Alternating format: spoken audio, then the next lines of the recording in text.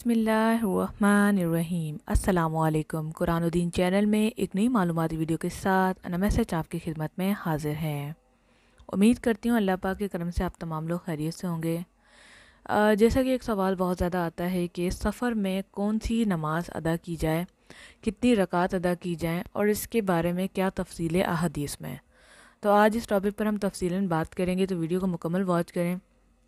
इसके साथ ही अगर अभी तक आपने हमारा चैनल कुरानुद्दीन सब्सक्राइब नहीं किया तो सब्सक्राइब कर लीजिए और बेल को लाजमी प्रेस कीजिए ताकि आपको मिले हमारी आने वाली तमाम इन्फॉर्मेटिव और इस्लामिक वीडियोस नोटिफिकेशन में सबसे पहले। तो जैसा कि लोग सफ़र में पूरी ही नमाज़ पढ़ते हैं और कुछ लोग कहते हैं कि अगर आप घर में मौजूद हैं तो आप पूरी नमाज़ पढ़ें, अगर आप ट्रेन में बस में हैं तो आप शॉर्ट करके पढ़ें। सबसे पहले रकात की बात कर लेते हैं। सफ़र में कौन कौन कितनी रकात होती हैं।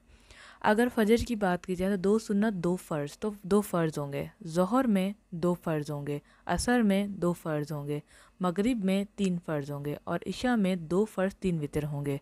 ये हैं रकातें जो कि हमने सफ़र में पढ़नी है। अब बात करते हैं कंडीशंस के ऊपर कि कौन सी कंडीशन में पढ़नी है। अगर आप बस या किसी गाड़ी में हैं या फिर आप चल रहे हैं, आपने पैदल सफ़र तय किया है, ऐसी सूरत में आप ये नमाज़ अदा करेंगे। अगर आप अपने मकाम पर पहुंच गए हैं और आपको पता है कि आपने आगे भी सफ़र करना है तो भी नमाज यही रहेगी, चाहे आप उस घर में रह रहे हैं।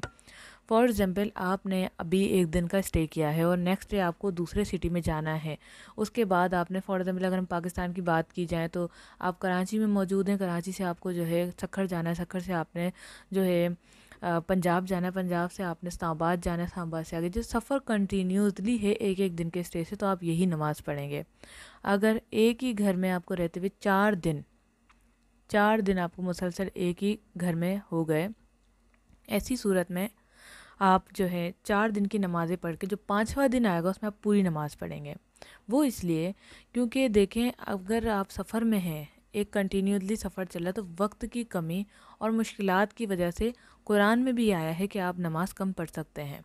लेकिन अगर आप मुसलसल एक ही जगह पे रह रहे हो और आपका टारगेट है 15 दिन रहना, तो 4 दिन तो आप इस तरह से शॉर्ट कर सकते हैं।